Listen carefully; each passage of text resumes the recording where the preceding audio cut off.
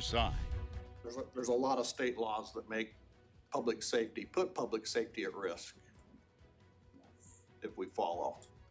Douglas County Sheriff praising county leaders for disavowing Oregon sanctuary laws this week. County commissioners took the step through a resolution that proclaims the Southern Oregon County's intention to not be a sanctuary jurisdiction. Good evening. Thanks for joining us for KATU News at 6. I'm Deborah Knapp. And I'm Wesley Ogle in for Wright Gazaway. KATU's Christina Giordinelli is live here in the studio with us to break down what this means. So, Christina, this does not necessarily mean that the county will stop complying with state law, right?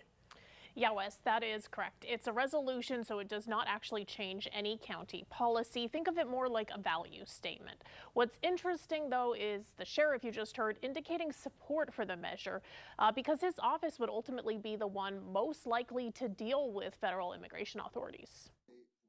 Douglas County commissioners signaling their support for the Trump administration's immigration policies. Douglas County hereby expresses its appreciation and support for the efforts and policies of the current administration that are directed towards enhancing national security, securing the nation's borders. A resolution proposed by Commissioner Chris Boyce and approved by the full Board of Commissioners also disavows Oregon's sanctuary policy. Douglas County, Oregon hereby declares its intent not to be a sanctuary county and opposes the adoption of any state laws, policies, or ordinances or resolutions that would cause it to be designated or operated as such. Boyce, however, made it clear that the resolution is not able to force the sheriff or any other county agencies to avoid complying with state laws that prohibit helping or collaborating with federal immigration agents. It's not an ordinance, it's a statement of position. Does it represent the county's position? If it's voted on today by the three of us, it would represent our position. The resolution was not on the agenda, and it was not even made public through meeting materials.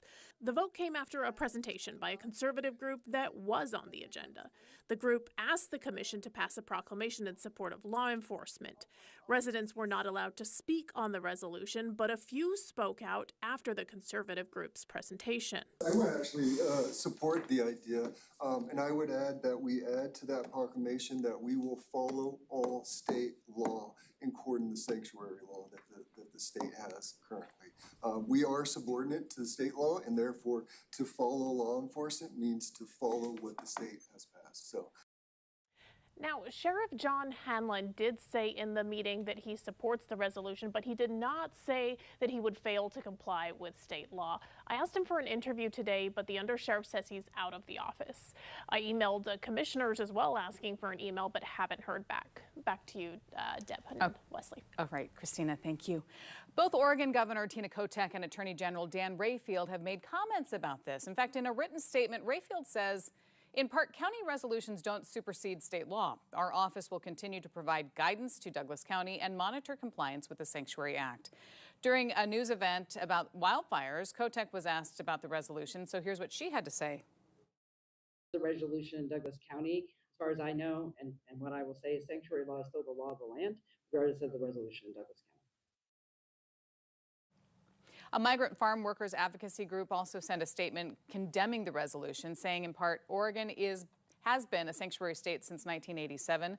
To be a sanctuary state ensures that our tax dollars are used to promote safety for all Oregonians, not help ICE terrorize our neighbors. And as we just heard in that statement from that workers' rights group from Oregon has been a sanctuary state since 1987, prohibiting state and local governments from assisting federal immigration enforcement without a judicial warrant or other legal authority. The bipartisan bill passed nearly unanimously. The state's sanctuary law was strengthened by the Sanctuary Promise Act of 2021. That requires public bodies to report contacts from federal immigration authorities and requires the Criminal Justice Commission to publish annual data. In 2018, a measure was put on the ballot to repeal Oregon's sanctuary laws. It failed, with more than 63% of voters saying no. Tonight, Oregon State House Democrats responding to reports of increased immigration enforcement action across the state, saying it hurts the state and the goals Oregon is trying to achieve. This comes after the Portland Immigrant Rights Coalition released data this week showing an increase in immigration detentions through the spring months into July as part of a nationwide silent surge. Their data showed a drop from 79 in January to 16 in February, then 15 in March, 20 in April, 47 in May, 84 in June, 42 for July 1st through the 16th. PIRC notes their data is based on people self-reporting. They say while it's likely not a complete picture of all the detentions, it provides a snapshot of what Oregonians have shared they are experiencing. Representative Andrea Valderrama responding to the report saying in part, no Oregonian should be afraid to seek shelter during a wildfire, at a hospital, or getting to work or a parent-teacher conference. Race and immigration status should never determine belonging here in Oregon or anywhere else. House Democrats added that disruptions to Oregon's workforce have real consequences for the state's efforts to increase housing production and address the housing shortage. We have also reached out to Oregon Republicans to get their response.